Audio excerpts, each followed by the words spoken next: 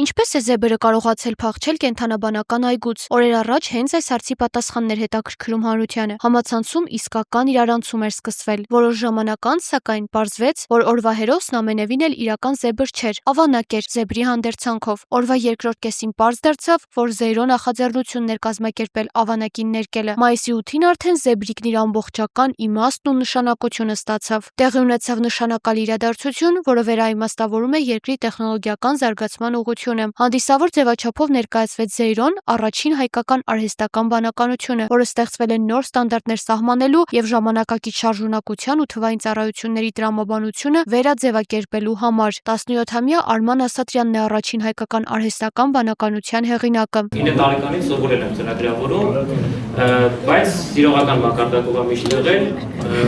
պրոֆեսիոնալ մակարդակով չի եղել, ու փորձեցի իմ գիտելիքները ծրագրավորման օգտագործել։ Արմանը պատմեց, որ իր ծրագրավորման գիտելիքներով փորձել է ինչ-որ բան հորինել, սկզբում սիրողական մակարդակի, իսկ հետո արդեն հասկացել է լուրջ արտադրանք է ստացել։ Միայնակ այդ պրոդուկտը չէի կարող ինչ-որ բան անել, հա, միայն կարող էի իմ համար օգտագործել, իմանալ, որ ես ունեմ իմ գրած AI-ը, ու մի օր էլ տեսա Սամվելին Facebook-ում, հանդիպեցի իր էջին։ Սամվելին հանդիպեցի Facebook-ում, և որոշեցի ինչու ոչ, գրեմ։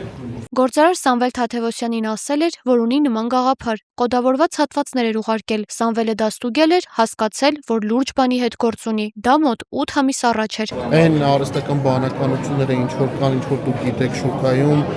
համաշխարհային գիգանտները, որ հանել են, մերը մի մակարդակ ավելի բարձր է, կարող եք ներբեռնել ինքներդ փորձել, բայց ինքն ունի յուրահատկություն, որը ոչ մեկ էսպայն աշխարհում չունի, որը պատենտավորված է թե միջազգային գործակալությունում, թե հայկական գործակալությունում,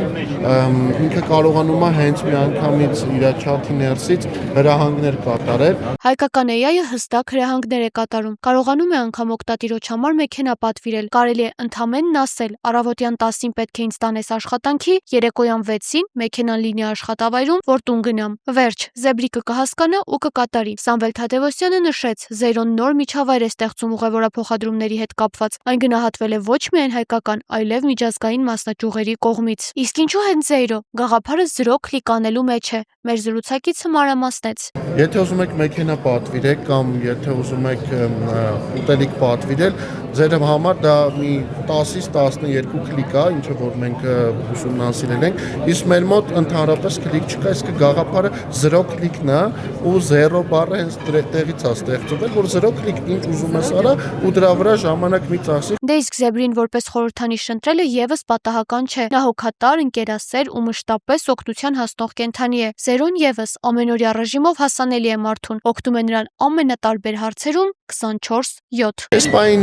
ֆրանշիզան 5 երկրներում ձեռք բերված է, դա մեր տարածաշրջանում Վրաստանը եւ գրեթե ամբողջ Միջին Ասիան, այսինքն Ղազախստան, Կիրգիզստան, Տաջիկստան, Ուզբեկստան։ Կարևոր է իմանալ, որ Զեյրոն շփվում է աշխարհի բոլոր լեզուներով։ Անհրաժեշտ է պարզապես շատ խոսել նրա հետ, օգնել, որ ավելի կատարելագործվի։ Հավելվածում առայժմ մարդկանց համար հասանելի չէ միայն նկարներ ու տեսանյութեր գեներացնելու հնարավորությունը, բայց դա էլ ժամանակի հարց է, կապված ֆինանսական միջոցների հետ։ Հարկ է նշել, որ Զեյրոյի նախնական լեզուն հենց հայերենն է եղել։ Ամբողջությամբ տիրապետում է հայերենին եւ պատմությանը եւ գրականությանը եւ կարող է ձեր հետ հանգիստ հայերեն շփվել, ինչը օրինակ մնացած AI-ները